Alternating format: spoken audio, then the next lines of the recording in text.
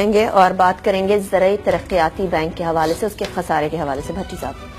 امریکہ حکومت نے اب پلان کیا ہے کہ پاکستان کی معیشت جس کا انحصار زراعت پر ہے،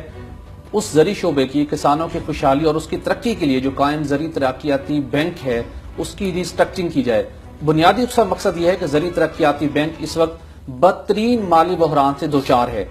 وجہ کیا ہے؟ وجہ بہت سمپل ہے۔ زرعی ترقیاتی bank state bank of Pakistan سے قرض حاصل کرتا ہے تاکہ اس کے پاس پیسہ آئے، کسانوں کو وہ قرض آسان شرائط پر دیا جائے، کسان بہتر اپنی پیداوار کو بہتر بنائیں اور ملک کی معیشت بھی بہتری ہے اور کسان بھی خوشحال ہو۔ لیکن گزشتہ کئی دہائیوں سے بدقسمتی سے زرعی ترقیاتی بینک کو ہمیشہ سیاسی مقاصد کے لیے استعمال کیا جاتا رہا ہے، جس کی وجہ سے اب یہ اس کا فائنینشل اس کی وائبلٹی ناممکن ہو چکی ہے، جس کے باعث اب وفاقی حکومت نے فیصلہ کیا ہے کہ اس کی ریسٹرکچرنگ کی جائے۔ ریسٹرکچرنگ کیا ہے؟ ریسٹرکچرنگ یہ کر رہے ہیں کہ جو اسٹیٹ بینک آف پاکستان سے قرض لیا گیا تھا 54 ارب 60 کروڑ روپے کا، وہ مارک اپ اس کے اوپر ایڈ ہوتے ہوتے وہ 90 ارب روپے تک پہنچ چکا ہے۔ اب کوئی اس کا آپشن نہیں ہے کہ اس کو فائنینشلی وائبل کیا جائے۔ ریسٹرکچرنگ یہ کی جا رہی ہے کہ وہ جو 54 ارب روپے کی جو قرض تھا، پرنسپل جو اماؤنٹ تھی، وہ اس کی زرعی ترقیاتی بینک کے ایکویٹی میں مرج کر دی جائے، اور اس کے بعد وہاں سے جو زرعی ترقیاتی بینک بزنس جنریٹ کرے گا، پیسہ کمائے گا، تو گریجولی وہ اس کو ری پیمنٹ کی جائے گی، اس کو شیئر ہولڈنگ میں سے اس کو بینیفٹ دی جائے گا اسٹیٹ بینک کو یا وفاقی حکومت کو۔ لیکن دوسری سائڈ کے اوپر صرف اس ریسٹرکچرنگ کے نام کے اوپر جو قومی خزانے کے جو عوام کے اربوں روپے پہلے بھی مس یوز ہوئے، چونکہ کیا جاتا ہے ہر دور کے اندر، ہم پیپلز پارٹی دور سے اندر اس کی تباہی بہت تیزی سے ہوئی۔ زکا شیخ صاحب کو اس کا پریزیڈنٹ اپوائنٹ کیا گیا تھا، بینکنگ سائٹ کا کوئی ایکسپیرینس نہیں تھا، ان کے دور کے اندر صرف ایک سال کے اندر 2009-10 کے اندر 2 ارب 11 کروڑ روپے سے زائد کے قرضے معاف ہوئے۔ یہ قرضے کن کے معاف کیے گئے؟ جنہوں نے کروڑوں روپے لیا تھا۔ ایک ایگزامپل ایسا ہے کہ ایک انفلوئنشل پولیٹیشین بھی ہیں،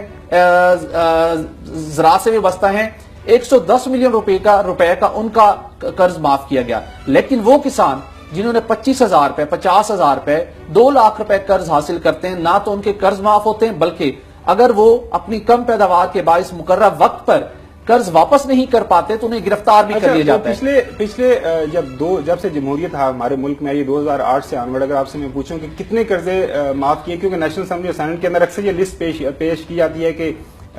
اس میں جو ایگریکلچر بینک ہے یہ بھی سر فہرست ہوتا ہے قرضے معاف کرنے میں، تو اوور آل کتنا والیوم ہے انہوں نے قرضے معاف کرنے کا؟ دیکھیے، زرعی ترقیاتی بینک کے 2 قسم کے، ایک تو انہوں نے بالکل جو ریٹن آف قرض ہو چکے ہوں گے قرضے، وہ بلین آف روپیز میں، ایگزیکٹ فگر نہیں ہے چونکہ ایڈیٹر جنرل آف پاکستان نے 2-3 مرتبہ آڈٹ کیا، ایک مرتبہ 8 ارب روپے کا فگر آیا، ایک مرتبہ 15 ارب کا فگر آیا، اور اس کے اوپر ڈسپیوٹ تھا، لیکن اماؤنٹ اربوں روپے میں ہے۔ اس کے ساتھ ساتھ کچھ ڈسپیوٹس ہیں، لٹیگیشن ہیں جو کہ کورٹ میں سٹک ہوئے ہیں، وہ بھی اربوں روپے مالیت کی کیسز وہ بھی ریکور نہیں ہو پا رہے۔ دوسری طرف موجودہ حکومت نے جب انہوں نے اقتدار سنبھالے، انہوں نے بھی کوشش کی، بینکنگ سائٹ کے ایکسپیرینس ضرور تھا جن صاحب کو اپوائنٹ کیا گیا، سید طلعت محمود صاحب کو، لیکن وہ بھی شریف فیملی کے انتہائی قریبی ہیں۔ مطلب مری کے اندر جو جائیداد جو اراضی خریدی گئی وہاں پر ان کے گواہوں میں نام ان کا شامل ہے۔ مطلب ایسے اپنے انتہائی قریبی لوگوں کو اپوائنٹ کیا جاتا ہے، جس کے بعد پھر آپ نے کس کو قرض دینا ہے، اسپیشلی اب الیکشن آ رہے ہیں، آپ ریسٹرکچرنگ کر رہے ہیں دوبارہ۔ یہ تو سمجھ آ رہی ہے، لیکن ایک جو سوال میرے ذہن میں آ رہا ہے کہ یہ حکومت کو آخری سال میں ہی یہ ساری جو ریفارمز کیوں نظر آ رہی ہیں؟ کیونکہ یہ حکومت، آپ جس طرح پنجاب میں تو 2008 سے ہیں، یہاں پہ بھی 2013 سے گورنمنٹ کے اندر یہ جو ریفارمز آپ نے کسی بھی انسٹیٹیوشن کے اندر لانی ہے، تو وہ جب حکومت میں آتے اس سے پہلے آپ یہ ساری چیزیں، ماشاءاللہ ڈاکٹر صاحب انہوں نے کئی دفعہ الیکشن کیمپین میں جب انہوں نے کہا کہ ہمیں کسی کو سیکھنے کی ضرورت نہیں ہے، ہمارے پاس آلریڈی ساری پلان بنے ہوئے ہیں، ہم نے ملک کی اکانومی کو کس طرح آگے لے کے جانا ہے، انسٹیٹیوشنز کو اسٹرینتھن کس طرح کریں۔ اب دیکھ کیا رہے ہیں، پولیس آرڈر ابھی چینج کریں، اب جی آپ ریسٹرکچرنگ کرنی ہے ایگریکلچر بینک کی تو ابھی شروع کریں، اب آخری سال میں ہے۔ تو یہ ساری کی ساری جو یہ اس طرح کے اٹیمپٹس کی جا رہی ہیں، یہ پر شکوک و شبہات